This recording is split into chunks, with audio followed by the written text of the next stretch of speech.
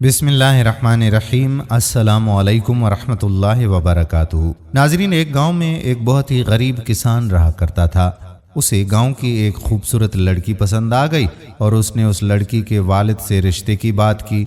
लड़की का ताल्लुक भी चूंकि गरीब खानदान से ही था और किसान अखलाक में अच्छा भी था, इसलिए लड़की के वालिद इस शादी के लिए राजी हो गए। कुछ दिनों बाद दोनों का निकाह सादगी से पढ़ाया गया। किसान की बीवी की सारी खूबसूरती उसके लंबे और घने स्याह चमकदार बालों से थी। शादी के कुछ वक्त गुजरने के बाद किसान की बीवी ने अपने शोहर से कहा कि आप मेरे लिए एक कंघी खरीद कर लें। मेरे बाल बहुत लंबे हैं और इन्हें संवारने के लिए मुझे कंघी की जरूरत पड़ती है, और वैसे भी अब मुझे अच्छा नहीं लगता कि बार बार अपने पड़ोसियों से जाकर कंघी मांगती रहूं। इसलिए आप खेतों से आते वक्त मेरे लिए एक कंघी लेकर आइएगा।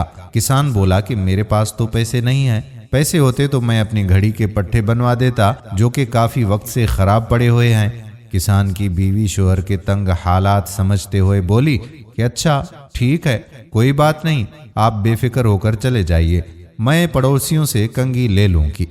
शोहर बीवी को समझा बुझाकर घर से बाहर तो निकला, मगर उसे बहुत दुख भी हो रहा था कि उसकी बीवी ने पहली बार उससे किसी चीज की ख्वाहिश की थी और वो अपनी बीवी की ख्वाहिश भी ना पूरी कर सका। किसान अपनी घड़ी लेकर बाजार गया और घड़ी बेचकर अपनी बीवी के लिए एक कंघी खरीदकर जेब में डाल दी और ये सोचा कि बीवी को दिखाऊंगा तो वो बहुत खुश हो जाएगी। अब जब किसान घर को लौटा तो उसने देखा कि उसकी बीवी के लंबे बाल अब काफी छोटे हो चुके हैं। उसने बीवी से कहा कि तुमने ये अपने साथ क्या कर लिया?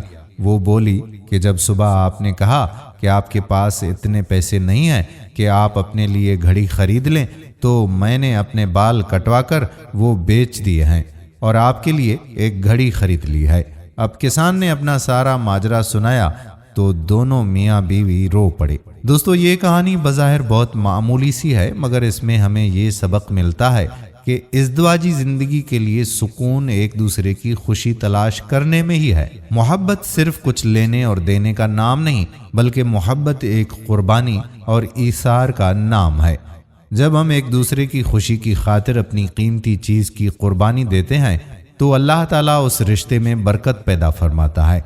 जब हम जिंदगी के इस सफर में उतार चढ़ाव का ध्यान रखते हैं, सामने वाले की मजबूरी को समझते हैं, तो एक ऐसी कुव्वत उस रिश्ते में पैदा हो जाती है जो कठिन मरहले का सामना करने के लिए तैयार हो जाती है। अल्लाह ताला हमें अपनी बीवियों के साथ अच्छा बर्ताव करने की तौफीक अता फरमाए। आमीन।